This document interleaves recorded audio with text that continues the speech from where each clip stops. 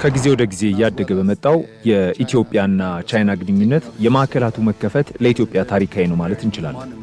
ለዚህም ሁለት ምክንያቶች ይጠቀሳሉ።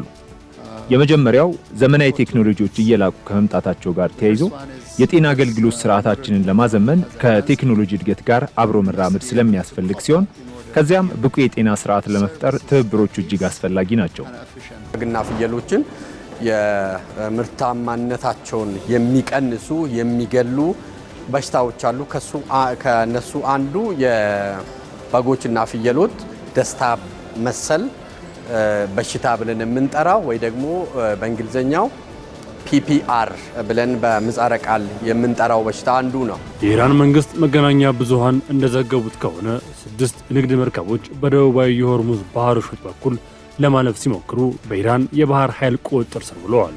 እንደ ዘገባው ገለጻ መርከቦቹ የጉዞ መስመራቸውን ወደ ህገወጥና አደገኛ አቅጣጫ የቀየሩ ሲሆን ይህም የሆነው የመርከቦችን የመገናኛ ስርዓት ካጠፉ በኋላ መሆኑም ተገልጿል።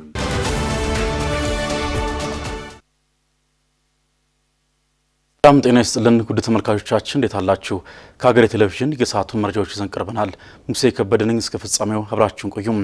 በቀዳሚነት ለተመለከትነው ርዕሰ ጉዳይ ስናልፍ ቻይና በኢትዮጵያ የጤና ዘርፍ ላይ የምታደርገው ድጋፍ ከጊዜ ወደ ጊዜ እየተጠናከረ መምጣቱን ፕሬዝዳንት ታዬ አጽቀሥላሴ ተናግረዋል።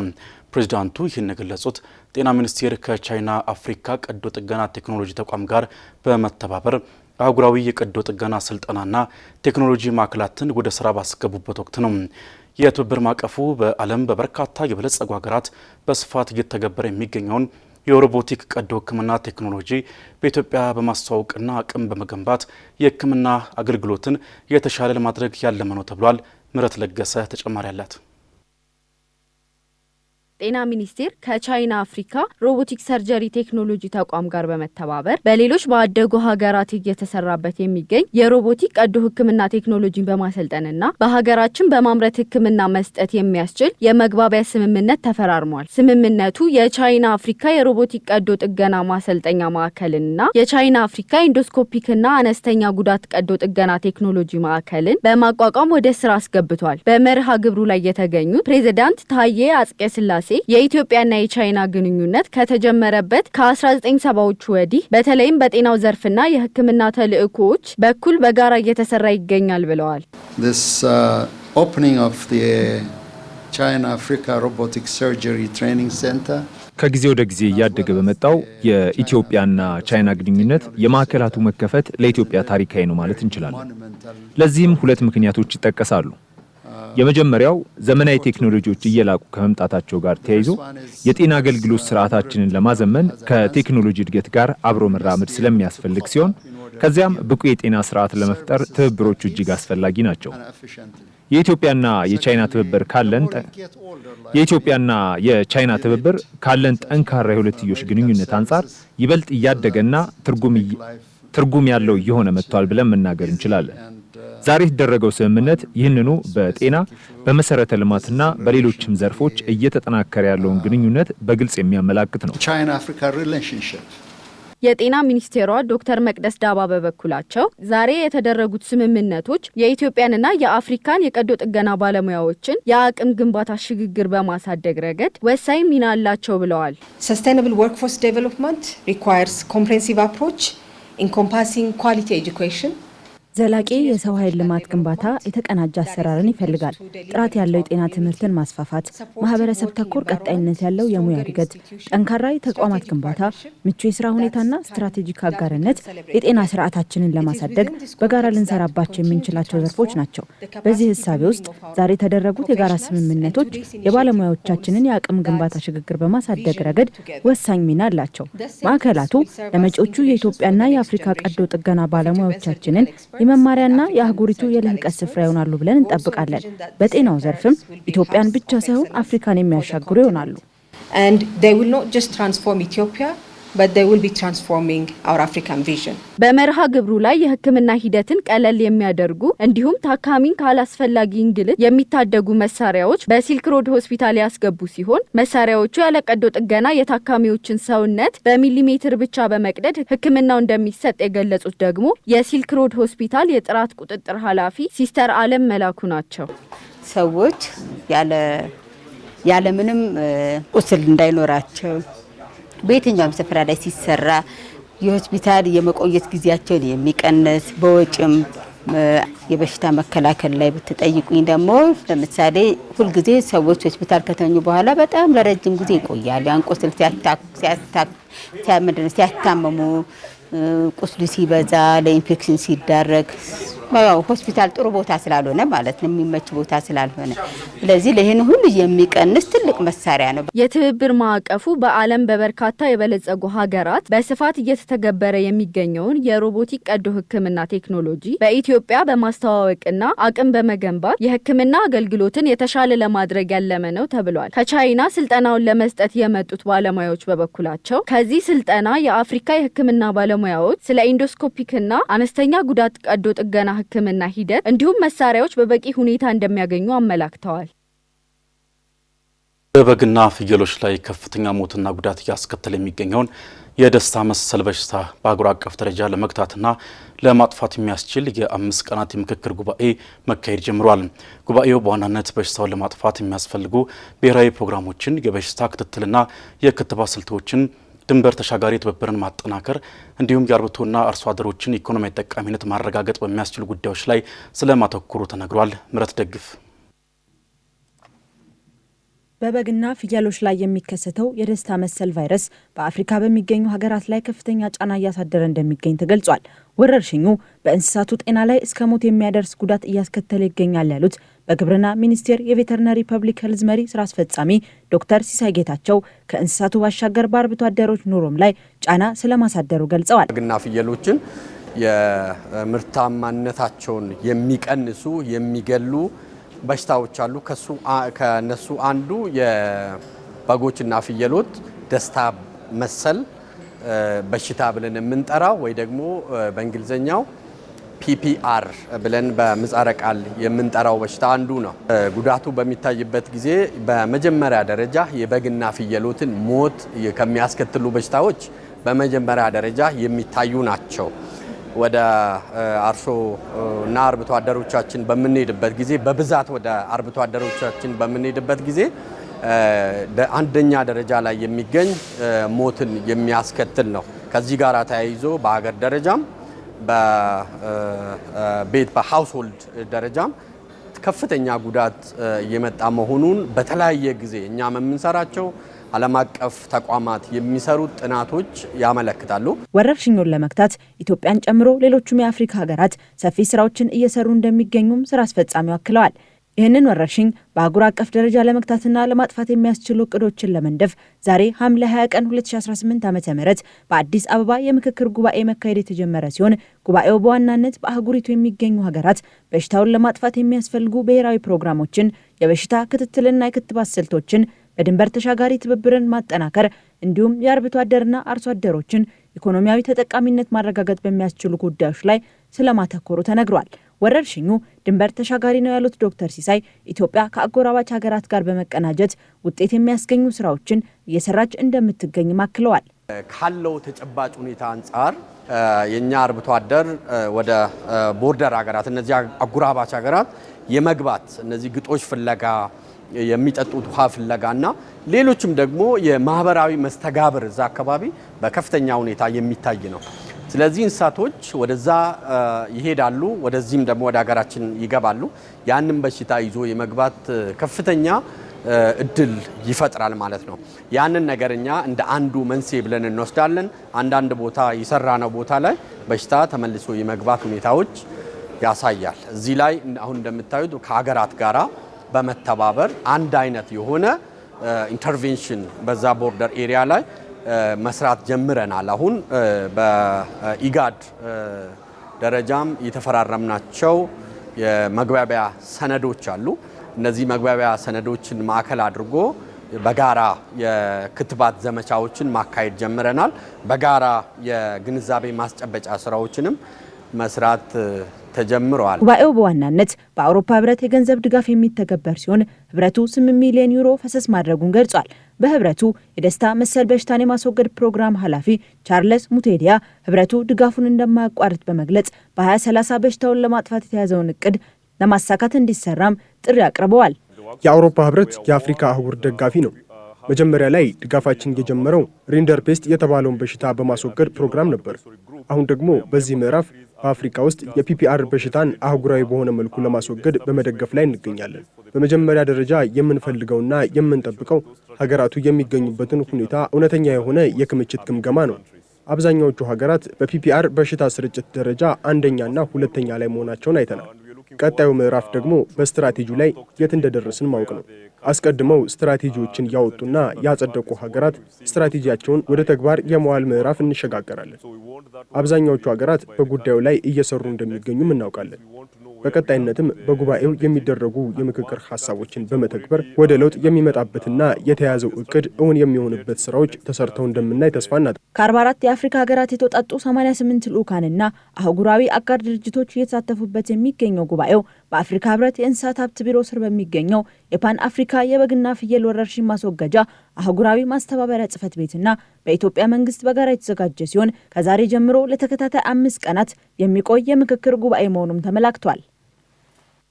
አዲሱ የመረጃ ነጻነት አዋጅ መረጃዎችን በዘመናዊ የቴክኖሎጂ አሰራር ታግዞ በቀላሉና በፍጥነት ለማግኘት ከፍተኛ ፋይዳ እንዳለው ተነግሯል። የቀድሞው አዋጅ 2 የተለያዩ ተቋማትን ተግባር አጣምሮ ያዘ በመሆኑ ተደራሽነቱ ዝቅተኛ እንደነበረም የኢትዮጵያ እንባ ጠባቂ ተቋም አስታውቋል። ሊና እንዳልካቸው ተጨማሪ አላት። በኢትዮጵያ የመረጃ ነጻነት ሕግ ከመገናኛ ብዙሃን አዋጅ ጋር በአንድነት ሲተገበር የቆየ ሲሆን የፈጠረውን የአፈጻጸም ክፍተት ለመቅረፍ ከዘመኑ የቴክኖሎጂና ዓለም አቀፍ የሰብአዊ መብቶች ጋር በማጣጣም አዋጁ ራሱን ችሎ እንዲወጣ ተደርገዋል። አዲሱ የመረጃ ነጻነት አዋጅ ዘመናዊ የመረጃ አያያዝን በመጠቀም ሰነዶችን በቀላሉና በፍጥነት ለማግኘት እንደሚያስችል የኢትዮጵያ ሕዝብ እንባ ጠባቂ ተቋም ዋና እንባ ጠባቂዋ ስዩም ውቤ ተናግረዋል። አክለውም የሕዝብ ተወካዮች ምክር ቤት በሰኔ 18 ቀን 2018 ዓ.ም ያጸደቀው የተሻሻለው የመረጃ ነጻነት አዋጅ ቀደም ሲል የነበሩ አድካሚና ጊዜ ወሳጅ አሰራሮችን በመቀየር ሰነዶችንና መረጃዎችን በፍጥነት ለማግኘት የሚያስችል ዘመናዊ አሰራር ስልት ይዞ መምጣቱንም ገልጸዋል። ይሄኛው አዋጅ ለብቻ እንዲወጣ የተፈለገበት ዋናው ምክንያት ቀድሞ የነበረው አዋጅ ሁለቱን ተቋማት አንድ ላይ አጣምሮ የወጣ ነው የነበረው። ስለዚህ የአዋጁን ተደማጭነት ወይም ታዋቂነትም ጭምር ቀንሶታል፣ አይታወቅም ነበር። ስለዚህ አንድም ራሱን ችሎ መውጣት አለበት ነው።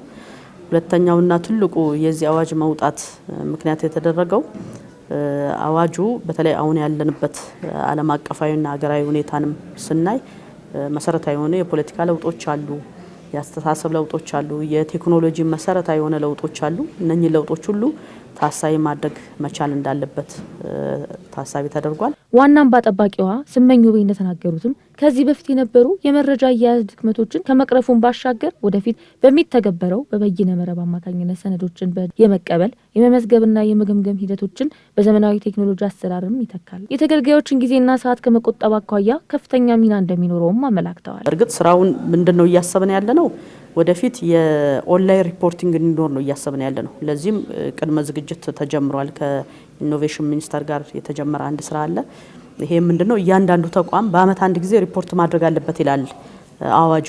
ያንን ሪፖርት በአካል ሄዶ መሰብሰብ ወይም በወረቀት መሰብሰብ ሌላ ተጨማሪ ወጪ እና አሁን ከደረስንበትም የቴክኖሎጂ እድገት አንጻር ተቀባይነት ስለሌለው ኦንላይን ሪፖርቲንግ ሲስተም ኖሮት የራሱ የሆነ ፎርማት ኖሮት በዛ መሰረት እያንዳንዱ ተቋም ለመስሪያ ቤታችን በቴክኖሎጂ የታገዘ ሪፖርት እንዲያደርግ ነው የሚታሰበው።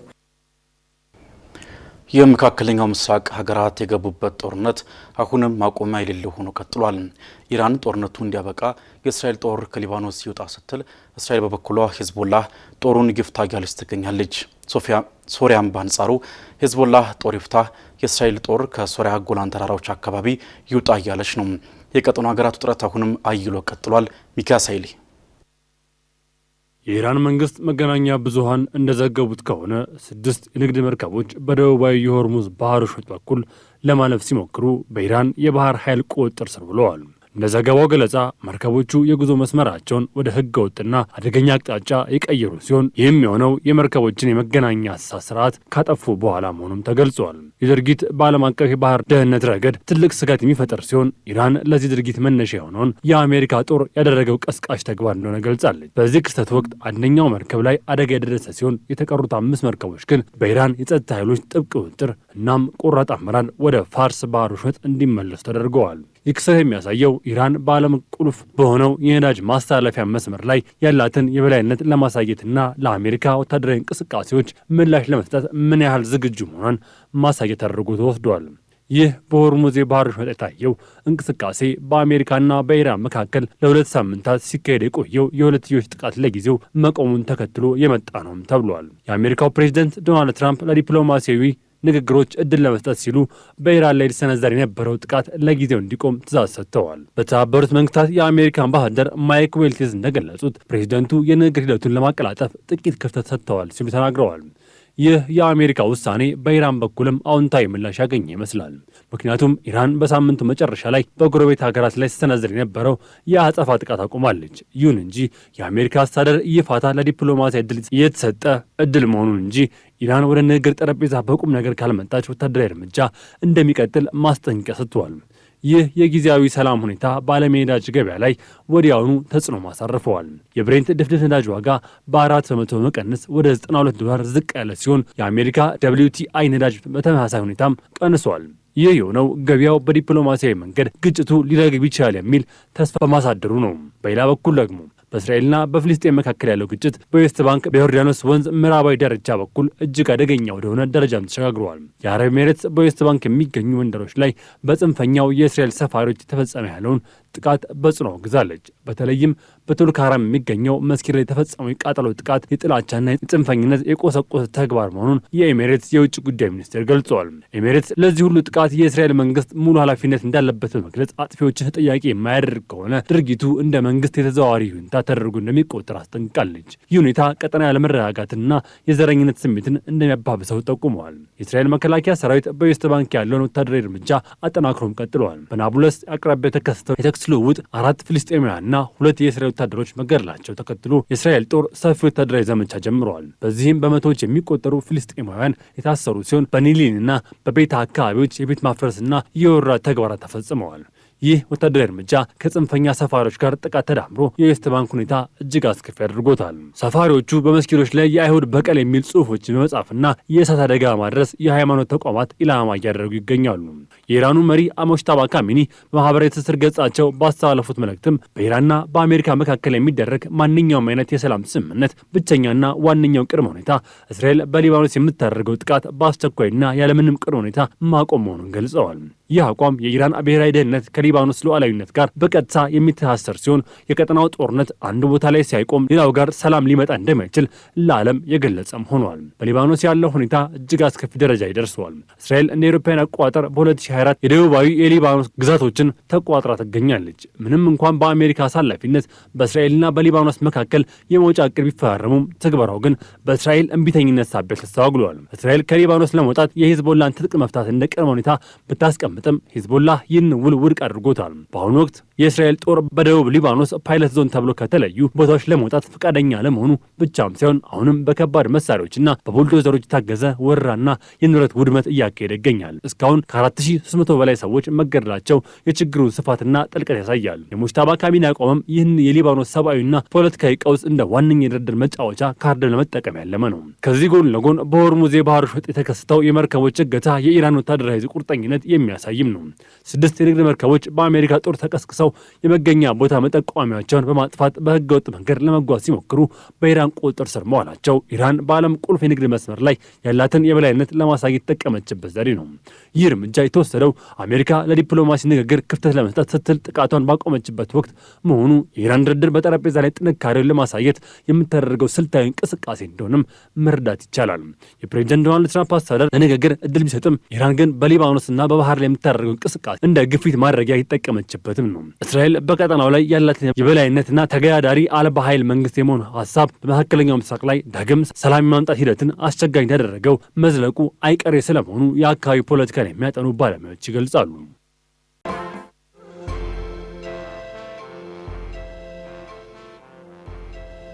ውድ ተመልካቾቻችን በተከታይነት ወደ አጫጭር መረጃዎቻችን አለፍን። የኤሌክትሪክ አገልግሎት በአገሪቱ በከፍተኛ ሁኔታ እያደገ የመጣውን የኃይል ፍላጎት ለማሟላት የሚያስችል የ25 ዓመት የኤሌክትሪክ ስርጭት ማስተር ፕላን ይፋ አደረገ።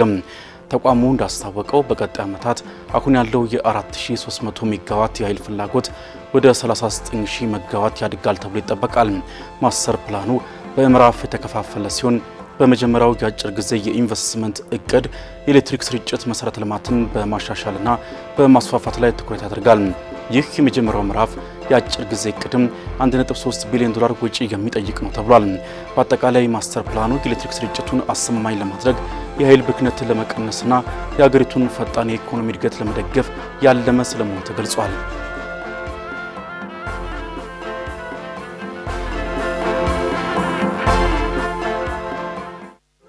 የገቢዎች ሚኒስቴር በ2018 በጀት ዓመት ከ1.5 ትሪሊዮን ብር በላይ ገቢ መሰብሰቡን አስታወቀም። የገቢዎች ሚኒስትሯ አይናለም ንጉሴ እንደገለጹት በበጀት ዓመቱ የገቢ አሰባሰብ ሂደቱን የሚያሳድጉ በርካታ ስራዎች ተከናውነዋል። የገቢ አቅምን ለማሳደግ የታክስ መሰረቶችን የማስፋት፣ የታክስ አስተዳደርና የታክስ ፖሊሲን የማሻሻል እንዲሁም ቴክኖሎጂን መሰረት ያደረገ አገልግሎት አሰጣጥን ተግባራዊ የማድረግ ስራዎች መከናወናቸውን ጠቅሰዋል። በ2018 በጀት ዓመትም 1.28 ትሪሊዮን ብር ገቢ ለመሰብሰብ ቢታቀድም በግማሽ ዓመቱ አፈጻጸም እቅዱን ወደ 1.5 ቢሊዮን ከፍ በማድረግ መከለሱን አስታውሷል። በዚህም በእቅዱ መሰረት በተሰራው ስራ 1.52 ትሪሊዮን ብር ገቢ በመሰብሰብ የእቅዱን 101.2 በመቶ ማሳካት መቻሉን ገልጿል። የሀገር ውስጥ ታክስ፣ የውጭ ንግድ ቀረጥና ታክስ በበጀት ዓመቱ የተሰበሰበው ገቢ የተገኘባቸው ዘርፎች መሆናቸውንም ጠቅሰዋል።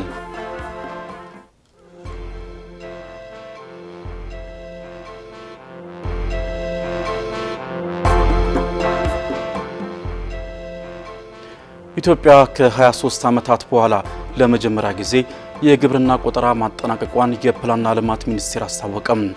የፕላንና ልማት ሚኒስትሯ ዶክተር ፍጹም አሰፋ ቆጠራው የሀገሪቱን የስታቲስቲክስ ስርዓት ለማዘመንና በዲጂታል ለማስተዳደር መንግስት የሚያደርገው ማሻሻያ አካል መሆኑን ተናግሯል። ከግብርና ቆጠራው በተጨማሪ የኢኮኖሚ ተቋማት ቆጠራና የጤና ዳሰሳ ጥናቶች መካሄዳቸውን ያነሱት ዶክተር ፍጹም መረጃዎቹ ለፖሊሲ ቀረጻ፣ ለልማት እቅድና ለኢንቨስትመንት ውሳኔዎች መሰረት ሆነው እንደሚያገለግሉ አስረድተዋል። አክለውም የምርምር ውጤቶች በሳይንሳዊ ህትመት ብቻ ሳይወሰኑ በቀጥታ ወደ ተግባርና የበጀት ውሳኔ ሊሸጋገሩ እንደሚገባም አሳስቧል። እስካሁን ድረስም የተተገበሩት ማሻሻያዎች በርካታ ሀገራዊ ጠቀሜታ ያላቸውን የመረጃ ስብስቦች ለማጠናከር አስችሏል ሲሉ መግለጻቸውን ሪፖርተር ዘግቧል።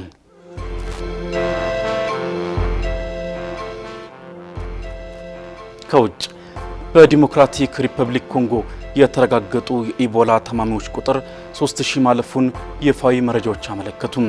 ከነዚህ መካከል 1354 ሰዎች ሲሞቱ 556 አገግመዋል። 755 ታማሚዎች ደግሞ በሕክምና ላይ ናቸው። ወረርሽኙ በፍጥነት ወደ 5 ግዛቶች የተዛመተ ሲሆን በምስራቃዊ የሀገሪቱ ክፍል ያለው የትጥቅ ግጭት ስርጭቱን ለመቆጣጠር የሚደረገውን ጥረት አወሳስቦታል። በተጨማሪም 100 የሚጠጉ የጤና ባለሙያዎች የጉርሻ ክፍያ አልተሰጠንም በማለት የስራ ማቆም አድማ ማድረጋቸው ሕክምናውን አስተጓጉሎታል ተብሏል። ለቫይረሱ እስካሁን ፍቱን ክትባት ባይገኝለትም የኦክስፎርድ ዩኒቨርሲቲ ግን አዲስ የሙከራ ክትባት የመጀመሪያ መጠን ለአንድ በጎ ፈቃደኛ መስጠቱን ገልጿል ሲል የዘገበው አፍሪካ ኒውስ ነው።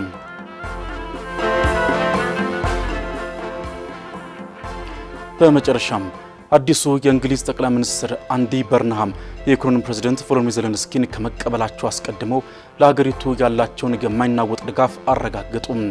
ዜሌንስኪ ጠቅላይ ሚኒስትሩ ስልጣን ከያዙ በኋላ የመጀመሪያው ዓለም አቀፍ እንግዳ ናቸው። በጉብኝታቸው ወቅትም ሁለቱ መሪዎች የባህር ኃይል ሰፈርን የሚጎበኙ ሲሆን በርንሃም ዩክሬን በስፋት እንድታመርተው ስቶን ክሎክ የተሰኘውን የድሮን እንቅስቃሴ መደበቂያ የኤሌክትሮኒክስ ጦርነት ቴክኖሎጂ የፈጠራ መብት እንደሚያጋሩ ይፋ ያደርጋሉ። በተጨማሪም በእንግሊዝ የባህር ኃይል ልምምድ እያደረጉ ያሉ ከ200 በላይ የዩክሬን ወታደሮችን ያገኛሉ ተብሎ ይጠበቃል።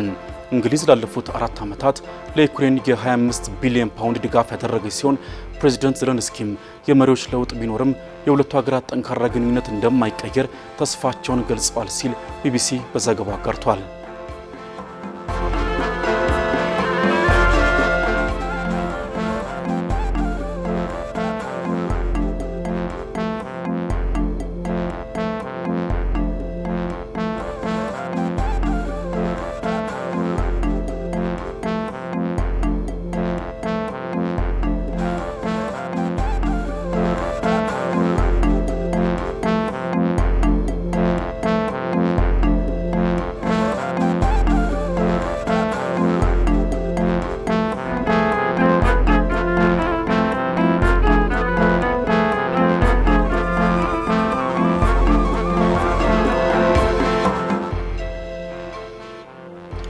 አንድ ሰው የስራ መሪ ተብሎ ከተሰየመ በኋላ ከአሰሪው ጋር አለመግባባት ቢፈጠር መብቱን ለማስከበር የሚሄድበት መንገድ ለየት ያለ ነው።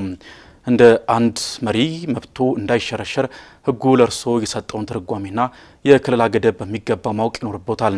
የዛሬው ከጠበቃ ጋር ጥንቅራችን ትኩረት ነው። ወደዛው እንለፍ።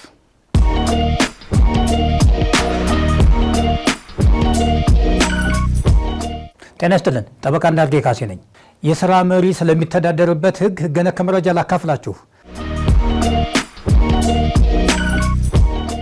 አሰሪና ሰራተኛ የጋራ ላይ ኖሯቸው የስራ ግንኙነቶቻቸውን መሰረታዊ በሆኑና በሕግ በተደነገጉ መብቶችና ግዴታዎች ላይ በመመስረት አስተማማኝ የኢንዱስትሪ ሰላም፣ የዘላቂ ምርታማነትና የገበያ ተወዳዳሪነት አቅም በመፍጠር ሀገራችን ለተያዘችው ፈጣን የኢኮኖሚ እድገት የማስመዝገብ ብሔራዊ ግብ በትብብርና በጋራ እንዲሰሩ ማድረግ ጠቃሚ በመሆኑ ሰራተኞችና ሰዎች የየራሳቸውን ማህበራት በሙሉ ፈቃድና ነጻነት በማቋቋም በመረጧቸው ህጋዊ እክሎች አማካኝነት መብትና ጥቅማቸውን ለማስጠበቅና ግዴታዎቻቸውን በአግባቡ ለመወጣት የህብረት ድርድር እንዲያደርጉ በመካከላቸው የሚነሱ የስራ ክርክሮችም የማህበራዊ ምክክር ስርዓትን ጨምሮ በሌሎች አማራጭ መድረኮች በተቀላጠፈ ሁኔታ መፍትሄ እንዲያገኙ የሚያስችል ስርዓት መዝጋት አስፈላጊ በመሆኑ ሰራተኞችና ሰሪዎች የየራሳቸውን ማህበራት በሙሉ ፈቃድና ነጻነት መሰረታዊ የስራ ላይ መብቶችንና ግዴታዎችን ግንዛቤ ውስጥ በማስገባት ለኢንቨስትመንትና ሀገራዊ የኢኮኖሚ እድገት ግቦች መሳካት ምቹ ሁኔታ መፍጠር የሚያስችል የአሰሪና ሰራተኛ ጉዳይ አስተዳደር ስርዓት መመስረት አስፍራ እንዲቻል እንዲሁም የስራ ሁኔታን፣ የሙያ ደህንነትን፣ ጤንነትና የስራ አካባቢያዊ ጥበቃንና የሁለትዮሽና የሶስትዮሽ ማህበራዊ ምክክር አሰራርን በማጠንከር በህግ መሰረት የማማከርና የመቆጣጠር ተግባራትን እያመጣጠነ ስራውን የሚያከናውን አካል ስልጣንና ተግባር መዘርዘርና መወሰን በማስፈለጉ የአሰሪና ሰራተኛ ህግ ሊወጣ ችሏል። የስራ መሪ ማለት በህግ ወይም እንደ ድርጅቱ የስራ ጠባይ በአሰሪው በተሰጠው የውክልና ስልጣን መሰረት የስራ አመራር ፖሊሲዎችን የማውጣትና የማስፈጸም ስልጣን ያለው ወይም ሰራተኛን የመቅጠር፣ የማዘዋወር፣ የማገድ፣ የማሰናበት ወይም የመመደብ ተግባሮችን የመወሰድ ስልጣን ያለው ግለሰብ ሲሆን እነዚህን የስራ አመራር ጉዳዮችን አስመልክቶ የአሰሪውን ጥቅም ለመጠበቅ አሰሪው ሊወስደው ስለሚገባው እርምጃ በማንም ሳይመራ የራሱን የውሳኔ ሀሳብ የሚያቀርብ የህግ አገልግሎት ኃላፊን እንደሚጨምር በህጉ ተገልጧል። አንድ ሰራተኛ የስራ መሪ ነው ወይስ አይደለም የሚል ክርክር ሲነሳ እነዚህ ከላይ የተገለጡት መስፈርቶች ወሳኝ ናቸው። በተግባር በፍርድ ቤት ክርክር እንደምንመለከተው አንዳንድ ሰራተኞች ቅጥር ሲፈጽሙ በስራ መዘርዘራቸው ላይ የስራ መሪ መሆናቸውን የሚያሳይ ሀሳብ የሰፈረበት ቢሆንም ነገር ግን በተግባር አንድ የስራ መሪ የሚያከናውናቸውን ስራዎች የማይሰራ ከሆነ እንደ ስራ መሪ ሊቆጠር አይችልም። በተቃራኒው አንድ ሰራተኛ ሲቀጠር ተራ ሰራተኛ መሆኑን የሚያሳይ የቅጥር ደብዳቤ ከተሰጠው በኋላ በተግባር እያከናወነ ያለው አንድ የስራ መሪ የሚያከናውናቸውን ተግባራት የሚፈጽም ከሆነ የስራ መሪ ከመሆን አያልፍም። ዋናው ነገር በቅጥር ደብዳቤ ላይ የተገለጠው ስያሜ ሳይሆን በተግባር ከሚያከናውነው ስራ ላይ ነው። የስራ መሪ ከአሰሪው ጋር አለመግባባት ሲከሰት ክርክሩ የሚመራው በአሰሪና ሰራተኛ ህጉ ሳይሆን በ1952 ዓ.ም በወጣው የስራ ውልን በተመለከተ ህግ መሰረት ሲሆን ክስ ሲያቀርብ የዳኝነት በመክፈል ወይም በድሃ ደንብ መሆኑ ሊታወቅ ይገባል። አመሰግናለሁ።